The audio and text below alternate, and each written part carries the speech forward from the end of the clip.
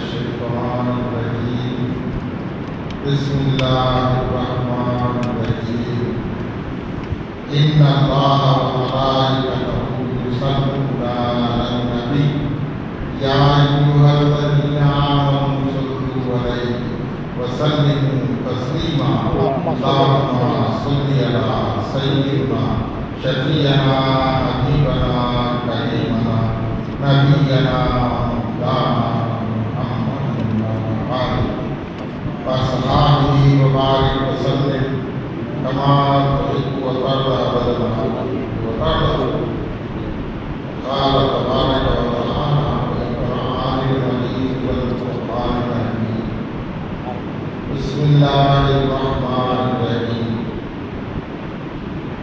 ولله على الناس حج البيت من استطاع إليه سبيلا عزیزان بزرگوں دوستوں،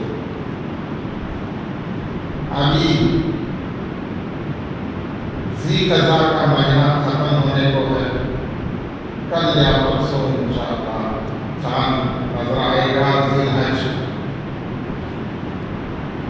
الحج کا مہینہ شروع ہونے والا. انسان ایمان لانے کے بعد اس کے اوپر 4 احکام یعنی کہ فرائض عائد ہو جاتے ہیں.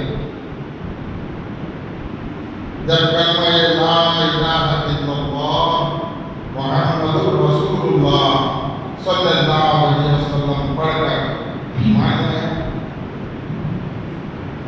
تو اس پر 4 اعمال جن کو دین کے 4 ارکان یعنی کہ کھمبے جیسا.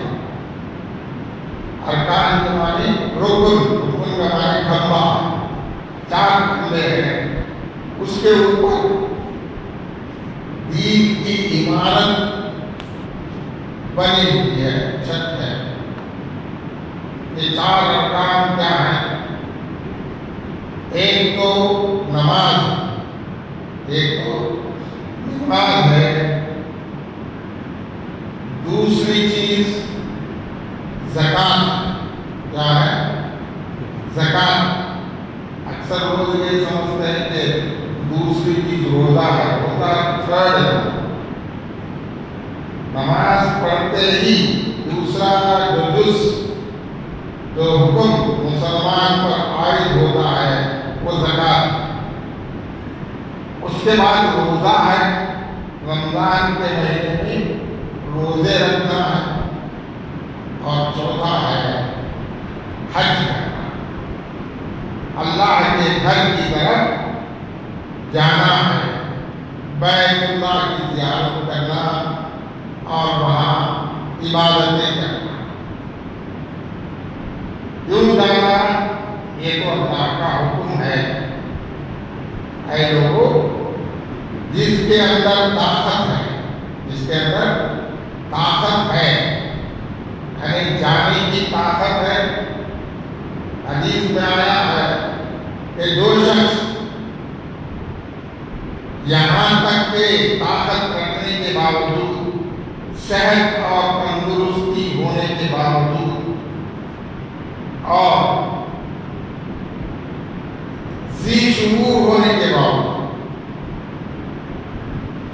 بے عقل یعنی مجنون یعنی دیوانی کے اوپر حج فرض نہیں. نابالغ بچے پر حج فرض نہیں. باقی جتنے بھی ہیں جن کے اندر طاقت ہے جانے کی، ان سب پر فرض ہے. یہاں تک حضور صلی اللہ علیہ وسلم نے فرمایا جس کے اندر طاقت ہے، اگر اسے راستے میں کوئی ظالم بادشاہ سے مقابلہ بھی کرنا ہو راستے میں طبیعت بھی ساتھ نہ دینے کے امکانات ہو تو بھی اگر حج نہیں کیا تو وہ یہود و نصارہ کی شرط ہو گیا. حدیث میں کیا ہے؟ پہلی شرط تو یہ ہے کہ نوجوان ہو، عاقل ہو، دیوانہ نہ ہو، طاقت رکھنا، پیسہ بھی ہو اور صحت بھی ہو. پھر دوسری حدیث میں کیا فرمایا؟ پیسہ بھی ہے، صحت بھی ہے، لیکن راستے میں کوئی ظالم بادشاہ تم کو تکلیف پہنچانے کا اندیشہ ہے یا کوئی بیماری میں مبتلا ہونے کا اندیشہ ہے تو بھی حج کرے. اگر نہ کرے تو وہ عیسائی اور یہودی بن جائے. یہ حدیث کا تو حج کے رکن کی اتنی اہمیت ہے. ہر مسلمان کے لیے زندگی میں ایک بار حج کرنے کا ہو. زندگی میں ایک بار اگر طاقت ہو تو. اللہ کا فرمایا، کیا فرمایا ہے پڑھا؟ وَلِلَّهِ عَلَى النَّاسِ. اے لوگو تم کہاں کیا کرو؟ حج البیت من استطاع. طاقت رکھتے ہو کس کی؟ الیہ سبیلا. اس راستے جانے کے راستے کی طاقت رکھتے ہو تو تم پر فرض ہے. تو ہر ایک آدمی جس کے پاس پیسہ ہو، تندرستی ہو، عاقل ہو اور مسلمان ہو تو اس کے لیے فرض ہو جاتا ہے حج کو جانا. اب جو آنے والا مہینہ ہے وہ حج کا ہے، جسے کیا بولتے ہیں؟ ذی الحج یا ذو الحج. تو یہ مہینے کی 10 تاریخ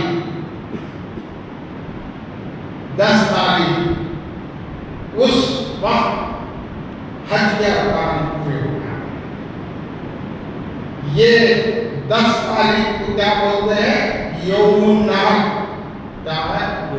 یوم النحر، قربانی کا دن. اسی دن کو عید منانے کا کیا ہے؟ عید منانے کا حکم ہے. کب؟ 10 تاریخ کو پورے ارکان پورے ہو جائیں. تو اب حج کا منشا اللہ کیوں حج کرنے کا حکم دے رہا ہے؟ یہ حج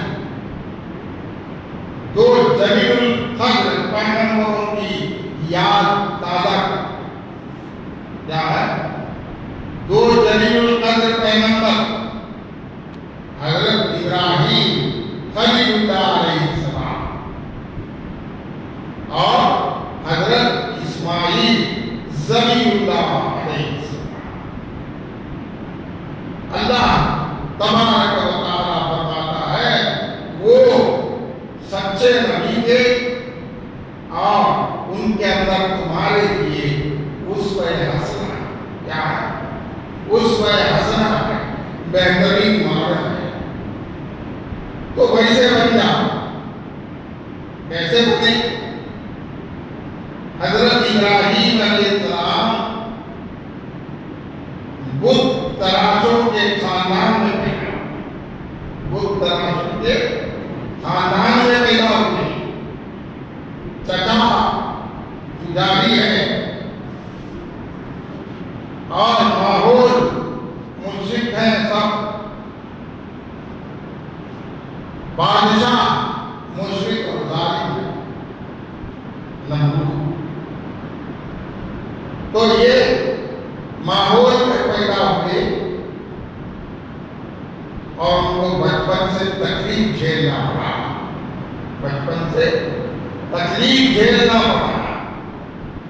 گھر والوں کی مخالفت سوسائٹی کی مخالفت، بادشاہ کی مخالفت۔ ایسے حال میں حضرت ابراہیم علیہ السلام ان سب لوگوں کی مخالفت کے لیے تیار ہو گئے، صرف اللہ کی وحدانیت کو ثابت کرنے اور پیغام دینے کے لیے۔ اللہ ایک ہے، لا شریک ہے، اور ہم کو اللہ کے سوا کسی کی تابعداری کرنا نہیں ہے۔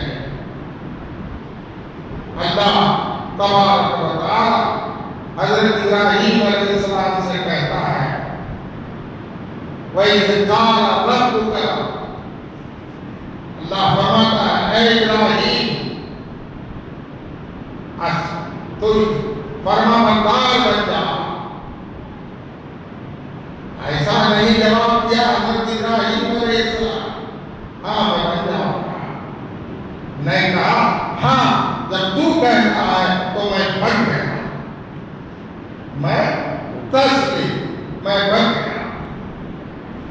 مسلمان لفظ کا مطلب کیا ہے؟ فرما بردار۔ کیا ہے؟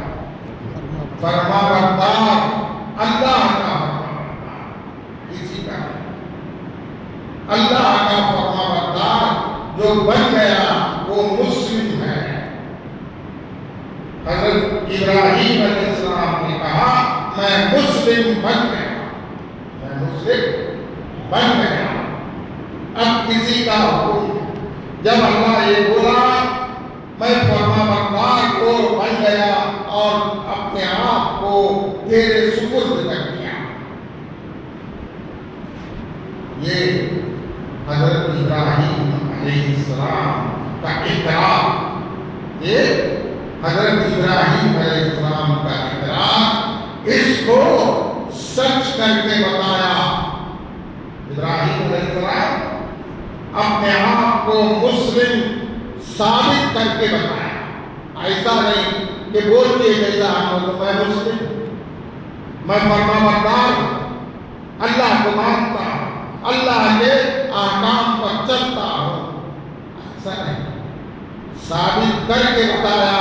تو اللہ تعالیٰ نے کہا حضرت ابراہیم علیہ السلام سے، وَقَالَ ابراہیم علیہ السلام کے بارے میں فرماتا ہے صدیقاً نبیّا، کیا بولتا ہے قرآن میں؟ صدیقاً نبیّا، وہ صادق سچے نبی ہیں، اپنے قول کو ثابت کر کے بتایا۔ تو بتوں کی مخالفت کی، بادشاہ کی مخالفت کی، اور جب حکم ہوا سب دشمن بن گئے، بادشاہ کا حکم ہوا کہ ان کو آگ میں ڈال دو، کیا ہے؟ آگ میں جلا دو۔ ایک گائے کے چمڑے سے گوبین بنائی گئی، اس میں حضرت ابراہیم علیہ السلام کو رکھ کر ہوا میں اڑا کر آگ میں چھوڑا۔ سامنے آگ ہے، سامنے آگ ہے، جلنا۔ ابراہیم علیہ السلام ٹس سے مس نہ ہوئے۔ اللہ تعالیٰ فرشتوں کو مدد کے لیے بھیجا، حضرت میکائیل علیہ السلام کو بھیجا، ابھی گرنے والے ہیں۔ اے ابراہیم، اللہ تبارک و تعالی مجھے آپ کے پاس خدمت کے لیے بھیجا ہے، کوئی تمنا ہے تو بولو، اگر آپ چاہیں تو میں بارش کا فرشتہ اتنی بارش برسا دوں گا کہ یہ آگ بجھ جائے گی۔ حضرت ابراہیم علیہ السلام پوچھتے ہیں حضرت میکائیل سے، اے میکائیل، کیا تیرے اندر بالذات، کیا ہے؟ بالذات تیری خود کی طاقت ہے کہ مجھے اللہ کا حکم جو ہے وہ کروں گا میرے اندر میرے اندر بالذات نہیں میں بتاؤں گا. اللہ حکم دیا آپ کی خدمت میں جانے کے لیے آ گیا, تو جب تیرے اندر طاقت نہیں تو میں تجھ سے کیا مدد مانگوں؟ تو پھر اسرافیل علیہ السلام یہی کہا اللہ نے مجھے حکم دیا آپ کے کہے کے مطابق میں عمل کروں. میں ہوا کا سور پھونکتا, اگر آپ حکم دیں تو میں سور پھونک ڈالوں گا اور یہ آگ بجھ جائے گا. کیا تیرے اندر بالذات مجھے بچانے کی طاقت ہے؟ کہا نہیں. تو جا ضرورت تیرے اندر طاقت نہیں تو کیا ہوگا؟ تیسرے جبرائیل علیہ السلام آئے, بولے کہ اے ابراہیم اللہ تعالیٰ تمہاری مدد کے لیے مجھے بھیجا ہے اور یہ حکم دیا ہے کہ جیسا ابراہیم کہے ویسا کرو.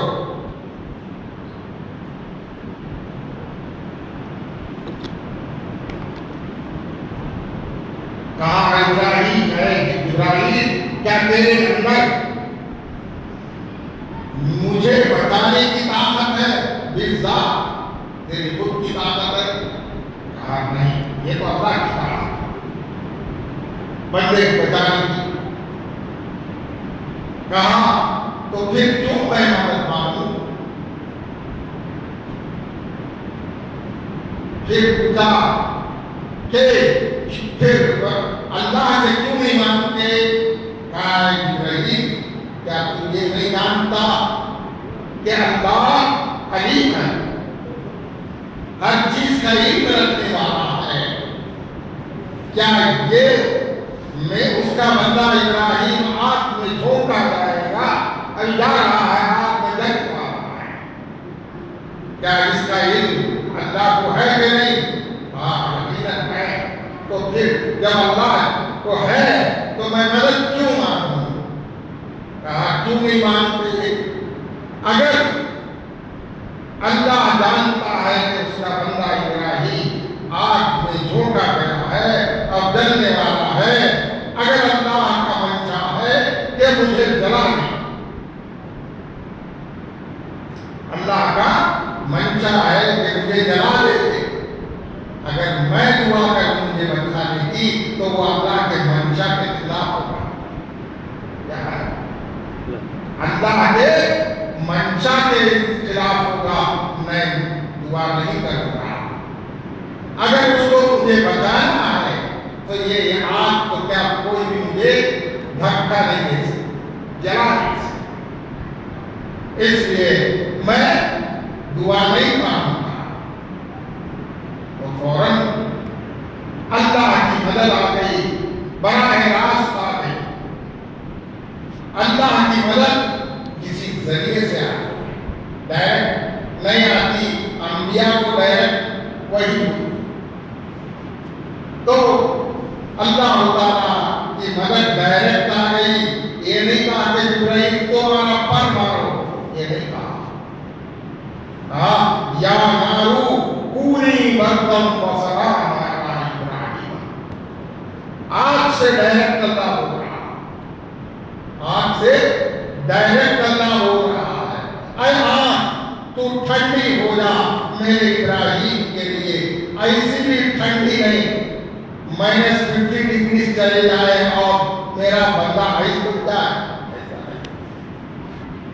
کونی ٹھنڈی, کونی بردم و علاس, ابراہیم کیا ہے؟ کونی بردم و سلام, سلامتی والی ٹھنڈک. ایسی ٹھنڈک سلامتی والی ٹھنڈک بن جا, نقصان نہ ہو.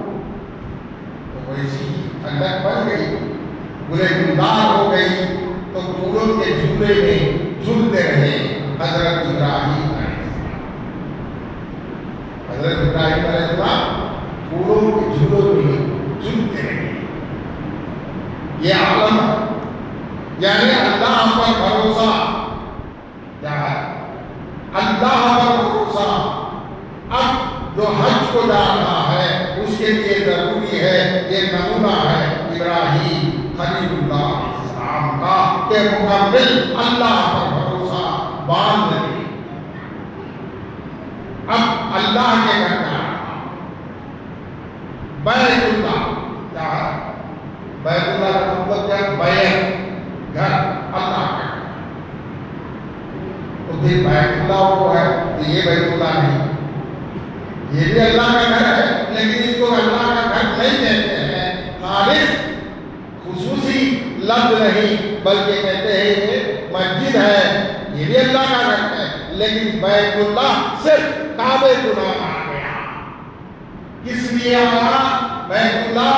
اس لیے کہ وہاں رحمتوں کی بارش مسلسل ہوتی رہتی ہے، یہاں بھی ہوتی ہے لیکن عام مسجدوں کی نسبت سے وہاں زیادہ،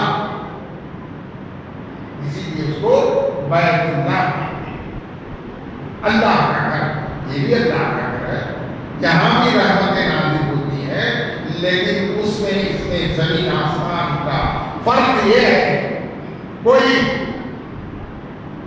گلی کی نماز جو ہے مسجد میں نماز پڑھتا ہے تو 27 مرتبہ اس کو ثواب ملتا ہے، کتنا؟ ایک نماز کے بدلے 27 نیکیاں ہوتی ہیں۔ وہی بیت المقدس میں جائیں گے تو وہاں ایک کے بدلے 25,000 ملیں گے، کتنے؟ 25,000۔ وہیں مسجد نبوی میں جائیں گے تو ایک کے بدلے 50,000 بار نیکیاں ملیں گے، کتنے؟ 50,000۔ اور کعبۃ اللہ میں، بیت الحرام میں اگر پڑھیں گے تو ایک کے بدلے 1,00,000، کتنے؟ 1,00,000 نیکیاں ملیں گے۔ تو اتنی فضیلت ہے بیت اللہ، یعنی کہ اتنے رحمتیں نازل ہوتی ہیں۔ صوفیاء کرام کا، اللہ والوں کا کہنا یہ ہے کہ یہاں 1,00,000 ہیں، حدیث میں یہ ہے کہ 50,000 مسجد نبوی میں ہیں۔ جب حضور اکرم صلی اللہ علیہ وسلم ہجرت کر کے مدینہ منورہ گئے تو مدینہ منورہ میں جا کر جس کا نام یثرب تھا، بیماریوں کا شہر، تو آپ صلی اللہ علیہ وسلم نے دعا کی تو پورے بیماریاں دھواں کی شکل میں متشکل ہو کر نکل رہے، جیسے نبی کریم صلی اللہ علیہ وسلم قدم رکھے تو اس شہر کا نام کیا بن گیا؟ مدینہ النبی، نبی کا شہر۔ جیسے داخل ہوئے حضور صلی اللہ علیہ وسلم تو اللہ سے دعا مانگی، اے رب اللہ میں اس جگہ کو حرم بناتا ہوں، کیا ہے؟ حرم بناتا ہوں، تو کعبۃ اللہ کو، مسجد حرام کو ابراہیم کے لیے حرم بنایا، میں اس کو حرم بناتا ہوں، کیا ہے؟ تو وہاں بتایا میں اس کو حرم بناتا ہوں، وہاں تو 1,00,000 درجے جو ہے نیکیاں دے گا، اس سے دگنا ہے، اس سے دگنا اجر تو یہاں دے، میں اس کو حرم بناتا ہوں۔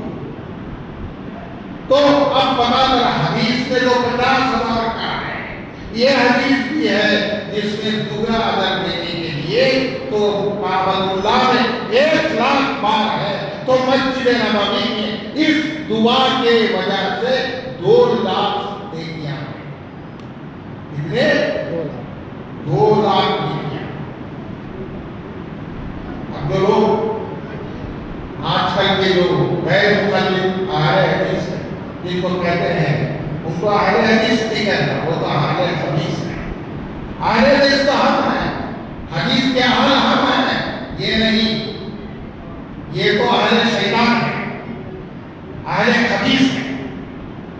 اب یہ بھی بول دیے کہ جو حج کے لیے جاتا ہے وہ مسجد نبوی جانے کی ضرورت نہیں، کیا ہے حج کے ارکان کعبے میں ہو جاتے ہیں، تو اب مدینہ منورہ کیوں جائیں؟ یہ نہیں جاتے زیارت کے لیے۔ اب ایک بات ذہن نشین کر لو، خوب میں پوائنٹ بائی پوائنٹ آہستہ سمجھنے میں۔ حضور صلی اللہ علیہ وسلم نے فرمایا من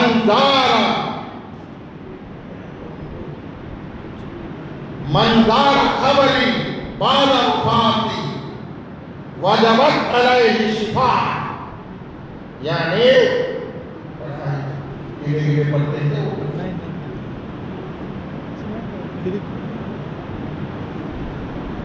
تو جس نے میرے وفات کے بعد میری قبر کی زیارت کیا اس پر میری شفاعت واجب ہو گئی، شفاعت مل گئی۔ کیا بولے؟ شفاعت مل گئی۔ اب یہ لوگ وہاں نہیں جاتے ہیں، اس لیے یہ اہل حدیث جماعتاں کے لوگ جتنے بھی ہیں ان کو خود معلوم ہے کہ وہ جہنم میں جائیں گے، ان کو خود معلوم ہے کہ یہ جہنم میں جائیں گے۔ ارے تمہیں جا کے وہاں زیارت کر کو ہے تو شفاعت مل جاتی ہے، تمہیں جنت ملے تو کیسا؟ اس لیے وہاں جانا ہے، ہمیں جنت دیکھا جاتی ہے، معلوم ہے ہم کو، ہمارے عقیدے ایسے ہیں کہ ہم جہنم میں جائیں گے۔ اب ہمارے مقابلے میں تمہیں جنت ملے تو کیسا؟ کان پکڑ پکڑ کو کہیں سے نہیں جانا، تو بھی ہمارے ساتھ جہنم میں جانا۔ سمجھ نہیں میری بات؟ میری بات سمجھ میں آئی کیا؟ بھائی نہیں، میں کھلا بولتا ہوں، وہ نہیں جاتے اس لیے تم کو معلوم ہے کہ یہ شفاعت کی حدیث ہے، ہم گئے تو شفاعت مل جاتی ہے۔ نہیں، ہمیں تو آلریڈی ڈیسائیڈ ہے کہ جہنم میں جانا ہے، ہم وہاں جا کر شفاعت کیوں لینا؟ اب تمہیں جاتے ہیں، تمہیں نہیں جانا۔ حضور صلی اللہ علیہ وسلم کی زیارت کو مت جاؤ، یہ نالائقوں کا ایک پروپیگنڈا ہے۔ بولتے ہیں جو سعودی گزار کو آتے ہیں، سعودی گزار کو آئے یہاں گلی میں، یہ محمودیہ مسجد گلی میں ہے کہ سعودی گزار ہے نہیں، ہے نہیں، بہت سے ہیں ان کو معلوم رہتا ہے، انہوں وہ اخلاق وہ خیالات لے کر آتے ہیں۔ کیا سعودی میں ویسا ہے نہیں، وہاں سعودی میں ایسا ہے؟ ارے سعودی کا بادشاہ یہودی ہے، وہ مسلمان نہیں، وہ تو یہودی ہے۔ دبئی میں بت خانے بنائے اور ریاض کے نزدیک میں دجال کے لیے بت خانہ بنایا تمہارا سعودی، ایمان چلے گیا ہے ان کے پاس۔ حضور اکرم صلی اللہ علیہ وسلم نے فرمایا آج سے میں، آپ کی زندگی میں فرمایا آج سے میں جزیرۃ العرب کو شرک سے پاک کرتا ہوں۔ کیا ہے؟ خاموش بیٹھ جاؤ، آج سے میں جزیرۃ العرب میں خاموش بیٹھے جو میں بات کر رہا ہوں۔ کیا سنے ہمارے گھوڑے ہی کیا؟ آج سے جزیرۃ العرب میں شرک کو یہاں سے نکال پھینک دیتا ہوں۔ تو جب نکال پھینک دیتا ہوں حضور صلی اللہ علیہ وسلم بولے ہیں تو سعودی کا بادشاہ اور دبئی کا بادشاہ ابو ظبی نے بڑے بڑے جو ہے بت خانے بنایا تو کیا وہ حضور صلی اللہ علیہ وسلم کے تائید میں ہے؟ بولو بھائی، جس وقت حضور صلی اللہ علیہ وسلم نے فرمایا ہم نے شرک سے پاک کر دیا، تم پھر شرک کو بتاتے ہو۔ اور عزا کی مندر بنایا، عزا ایک دیوتا ہے، اس کی بھی مندر بنایا۔ اب جو سعودی گزار کر سعودی کے بادشاہ کے پیخانے کو حلوہ بنا کر چاٹتے ہیں، ان کو بھی بت خانے میں جانا ہے، مسجد میں کیوں آتے؟ جاؤ عزا کی مندر میں، جاؤ دجال کی مندر میں، جاؤ الومناتی میں، اس لیے کہ سعودی اور دبئی کے لوگ اس میں جاتے آج تو غدار ثابت ہو گئے کہ غزہ کے لوگوں کو جب خون بہایا جا رہا ہے اف تک نہیں کہہ رہے ہیں. کیا یہ ایمان والے؟ ہرگز ایمان والے نہیں، لوگوں کو بھڑکاتے ہیں. بہرحال میں مضمون سے ہٹنا نہیں چاہتا، لیکن بولنا بھی ضروری ہے. یہ جتنے بھی جماعتیں ہیں، جتنے بھی غیر مخلد ہیں، یہ مسلمان نہیں، کھلم کھلا میں بولتا ہوں. میں اللہ سے کہنے والا ہوں، ان لوگوں سے نہیں کہ یہ مسلمان نہیں، ان کا عقیدہ ٹھیک نہیں. گھر میں بھی ہر آدمی، ہر سنی، اس کے لیے ضروری ہے کہ ان سے مقابلہ کرے، ورنہ تباہ ہو جائیں گے. تباہ کر دیا ہے لوگوں کو، پھوٹ ڈال کے پھوٹ اتنے جماعتیں کر دیے کہ ان کا سب کا الگ الگ مذہب بنتا چلا گیا. بہرحال حضور اکرم صلی اللہ علیہ وسلم نے کہا اس کو میں حرم بنایا. اللہ کس کو بنایا؟ ابراہیم علیہ السلام کے لیے مکے کو حرم بنایا، تو حضور صلی اللہ علیہ وسلم مدینے کو حرم بنایا. احترام والا کیا ہے؟ وہاں اللہ بنایا، یہ ہمارے حضور بنائے، اس کو حرم بنایا. تو ہمارے لیے اس سے بھی افضل ہے، اس لیے افضل ہے، اس لیے افضل ہے. وہاں کعبہ ہے، اور کعبہ جس دن حضور اکرم صلی اللہ علیہ وسلم اس سرزمین پر تشریف لائے، حضرت عبداللہ کے گھر، حضرت ابو طالب کے گھر، عبد المطلب کے گھر جب اس زمین پر آئے تو کعبہ جھک گیا. ہوا کیا ہے؟ کعبہ ادھر جھک گیا. لوگ جو کعبہ اللہ میں تھے نے دیکھا کہ کعبہ ادھر جھک گیا ہے. اب کعبے کو معلوم ہو چکا ہے کہ کعبے کا کعبہ آ گیا. اب کعبے کا کعبہ تو مدینے میں ہے، یہ ہمارا کعبہ ہے. میں حدیث کے خلاف میں ہر چیز کو حدیث سے ثابت کر کے بولتا ہوں. کیا تمہارے اندر یہ عقیدہ ہے تو مسلمان ہے، نہیں تو مسلمان ہے. حج کے بارے میں بولنے کے لیے تو ٹائم کافی ہو کیا ہوا ہے. 5 منٹ میں تھوڑی بات بولتا ہوں، اتنی چوڑی ہو جاتی. مضمون ایسا ہے کیا بولنا پڑتا ہے. تو ہم ایک بات، حضور اکرم صلی اللہ علیہ وسلم کا آخری حج کیا ہے؟ آخری حج عرفات میں نماز پڑھی، نماز کے بعد خطبہ دیا. کیا ہے؟ خطبہ دیا. حج کا دور ہے، قربانی کا دن ہے. اب نماز پڑھتے ہی جا کے قربانی دینا ہے. یوم النحر ہوتا ہے. کیا ہے؟ یوم النحر. تو حضور صلی اللہ علیہ وسلم نے پوچھا، اے لوگوں یہ مہینہ کون سا مہینہ ہے؟ کیا ہے یہ مہینہ؟ کون سا مہینہ؟ میں عربی کے الفاظ نہیں بولتا ہوں، اردو میں ہی ترجمہ ہوتا. ارے سب کو معلوم ہے حج کے لیے آئے ہیں، ذی الحج ہے، سب کو معلوم حج کے لیے آئے. تو حضور صلی اللہ علیہ وسلم پوچھتے ہیں کہ یہ کون سا مہینہ؟ سب کو معلوم ہے. تو صحابہ جواب نہیں دیے، فسکت یعنی کہ خاموشی اختیار کی تھوڑی دیر کے لیے. پھر کہا کہ اللہ اور اللہ کے رسول بہتر جانے، اللہ اور اللہ کے رسول بہتر جانے. اس لیے کہ اگر ہم کہیں کہ یہ ذی الحج ہے تو اللہ کے نبی کا منشا یہ ہو یہ ذی الحج نہیں، وہ کہے کہ یہ محرم ہے تو ہم مانیں. اس لیے ہم کو معلوم نہیں کہ کیا بولے گے حضور صلی اللہ علیہ وسلم. جو بولے گے وہ سچ ہے، جو بولیں گے وہ سچ ہے. اگر آپ کہیں کہ یہ ذی الحج نہیں رجب تو ہم مان لیں گے کہ یہ رجب ہے.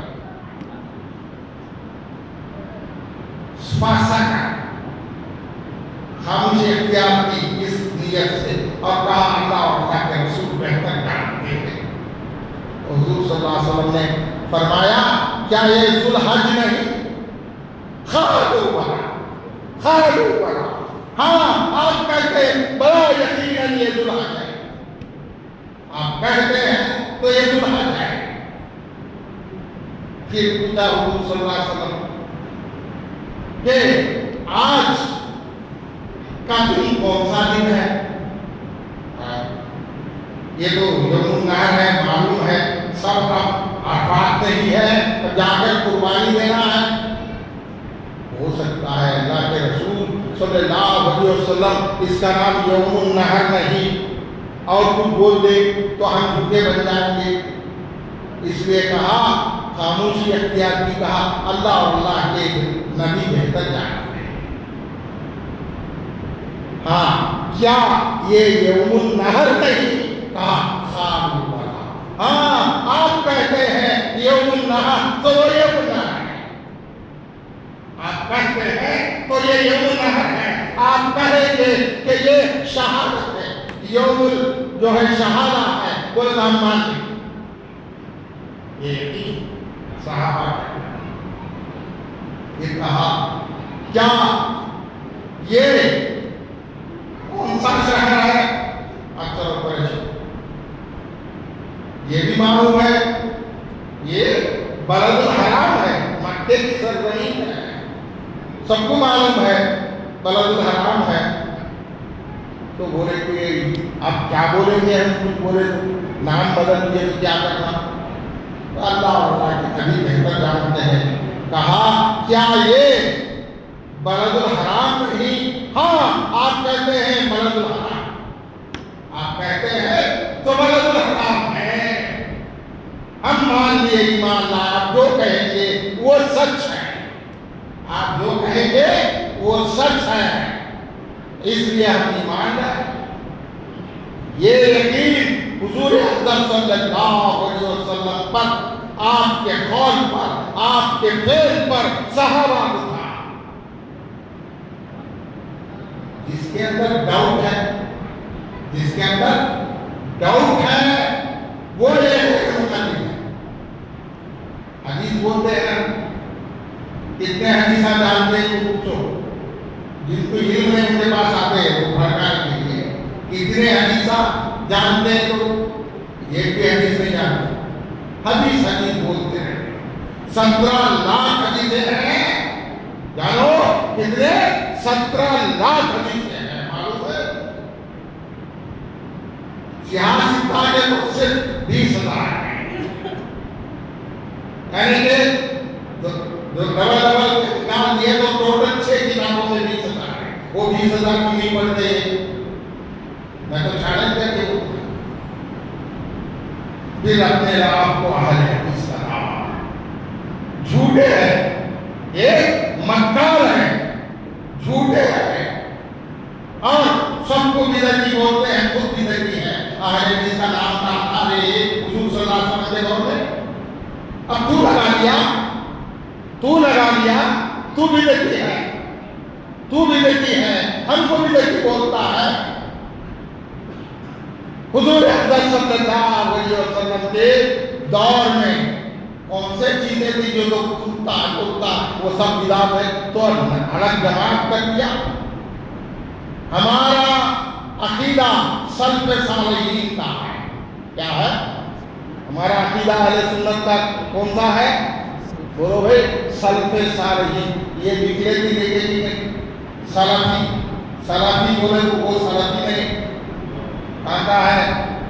رام نگر میں مدرسہ ہے سلفی ان کا، وہاں پڑھ کو ایسے سلفی لکھے تھے، تو کہاں کا سلفی ہے؟ تیری جماعت آئی 150 سال سے ہم سلفی ہیں۔ سلفی ان کو کہتے ہیں جو صحابہ تابعی تبع تابعی کو ماننے والے۔ تو مانتا ہی نہیں کا، تیرا مذہب 150 سال کا ہے، ہمارا مذہب 1450 سال کا ہے، ہم سلفی ہیں، تو نہیں، تو گندا ہے، گندی ہے تیری اخلاق، تیرا مذہب گندا ہے، تو حضور اکرم صلی اللہ علیہ وسلم کے خلاف کرنے والا،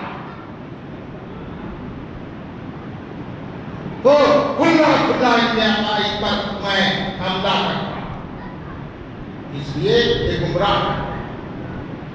سعودی کا بادشاہ جو ہے آج کا، MBF جن کو بولتے ہیں، یہ یہودی ہے۔ دبئی کا بادشاہ محمد بن زائد جو ہے، یہ بھی یہودی ہے، یہودیوں کو ساتھ دیتا ہے فلسطین میں مسلمانوں کو مار دیں گے۔ اور تم اس کی تعریف کرتے ہو. یہ سعودی میں ایسا عقیدہ ہے. تو بھی جا رہے وہاں ڈانس کر، حلالو بول کے ڈانس کرتے ہیں، دو بادشاہ ننگے ڈانس کرتے ہیں عورتوں کے ساتھ. وہ کیوں نہیں کرتا؟ تو یہ غلط لوگ ہیں، ایمان نہیں. بہرحال حضور اکرم صلی اللہ علیہ وسلم کے اقوال، افعال اور تقریر پر ہم کو ایمان ہے، ان کو نہیں ہے. بہرحال حج کے موقع پر ہم جاتے ہیں تو حضرت ابراہیم علیہ السلام کا ماڈل ہم کو اپنانا ہے. وہ ہے رضائے الہی. کیا ہے؟ رضائے الہی ہے. رضائے الہی کے لیے حج جو ہے حج کرنا ہے. ایک بات بول کر ایک بڑے بزرگ حضرت جنید بغدادی رحمۃ اللہ ان کا قول، انشاءاللہ میں حج کے احکام کے بارے میں اگر اللہ توفیق دے تو نیکسٹ جمعہ یہ مضمون پورا کروں گا. اللہ والے حج کے احکام کے بارے میں کیا. ایک واقعہ سنا کر میں ختم کرتا ہوں. انشاءاللہ آئندہ جمعہ ضرور آؤں گا، اور اگر ان کو چاہے تو آ سکتے ہیں. میں کیسے ان کے دلائل سے رد کرتا ہوں انشاءاللہ. تو بہرحال کہ حضرت جنید بغدادی رحمۃ اللہ علیہ سے ایک شخص ملنے آیا. پوچھا کہ کہاں سے آ رہے ہو؟ میں حج کر کے آیا. تو حج کر کے آیا؟ ہاں. اچھا تو مجھے بتا، جب کہ تو اس سرزمین کو چھوڑ کر کوچ کیا اللہ کے گھر کی طرف، کیا تو یہ نیت کیا حج کی نیت کے لیے کہ یہ اس سرزمین پر جو گناہ میں کیا ان سے کنارہ کش ہو کر میں نیت کر لیا اور اللہ کے گھر کی طرف؟ کیا تو یہ نیت کر لیا؟ نہیں. تو حج کی نیت ہی نہیں کیا.